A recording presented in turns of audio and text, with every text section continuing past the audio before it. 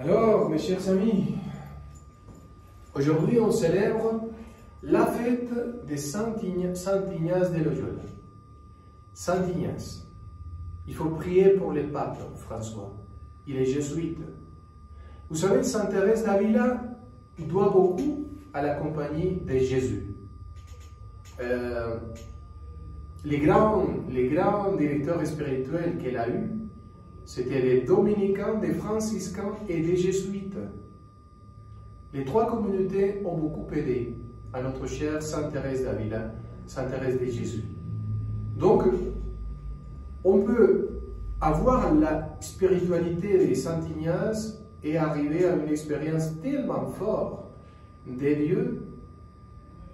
Sainte Thérèse a dépassé cette expérience et cette direction et cette expérience spirituelle des jésuites pour aller plus au-delà encore avec le mariage spirituel dont elle va parler tellement bien dans les châteaux intérieurs, dans les livres du château intérieur.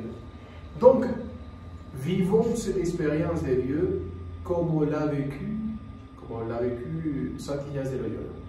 Et aujourd'hui, l'Évangile nous dit, notre Seigneur nous dit, vous êtes, le royaume de Dieu, c'est comme un trésor qu'on garde précieusement, on vend tout pour avoir 7 trésors gardés dans les cœurs. De la même manière, il va dire que c'est comme une perle précieuse, un trésor qu'on garde d'une manière totale. Donc on va tout laisser tomber pour les trésors du royaume de Dieu. Et voilà. Vous savez, qu'est-ce que c'est le royaume de Dieu? C'est l'Église. Bon, ça c'est une interprétation. Le royaume de Dieu, c'est aussi la présence du Christ créateur dans votre cœur, qui agit, qui travaille, qui est caché dans vos cœurs d'une manière splendide, dans laquelle il est en train d'agir et transformer votre vie. Mais vous savez, l'Église, on a une caricature de l'Église qui n'est pas vraie, quoi. On imagine l'Église comme une pyramide dans laquelle il y a le pouvoir de ce monsieur-là, le pouvoir de cet autre, le pouvoir, et les autres qui sont comme l'obéissance au pouvoir. Donc une pyramide. On imagine l'Église comme une structure, comme une institution. Et c'est beaucoup plus qu'une institution. Institution sacrée, oui, bien sûr. Le problème, c'est qu'on l'imagine comme une entreprise. C'est pas ça l'Église. L'Église, celui-là qui a dit vraiment qu'est-ce que c'est l'Église, c'est Saint Paul et devinez qui d'autre? Thérèse de l'Enfant Jésus. C'est pour ça qu'elle est un génie. Très souvent, vous ne vous rendez pas compte, elle est un génie. Comme Albert Einstein, mais version spirituelle. Elle est arrivée à dépasser la théologie. C'est pour ça qu'elle est docteur de l'Église. Elle a dépassé même la théologie de Saint Paul, ou même l'a fait arriver à aboutir, l'a fait arriver à la perfection. Parce que Saint Paul parle de l'Église comme le corps du Christ. Pour Saint Paul, le sang qui se trouve dans le corps, c'est le Christ ressuscité. Il faut imaginer le Christ, pas seulement sur la tête, il faut surtout imaginer, dans le premier texte de Saint Paul, il faut imaginer notre Seigneur Jésus ressuscité comme le sang qui traverse tous les corps. Et voilà. Donc, on est le corps du Christ. Chacun est un côté, une partie du corps. Donc, ce corps est transformé par la présence de Christ ressuscité. Mais Thérèse de l'Enfant Jésus va arriver jusqu'au dire qu'elle veut être le cœur. Dans les cœurs de ma mère, l'Église, moi je serai l'amour.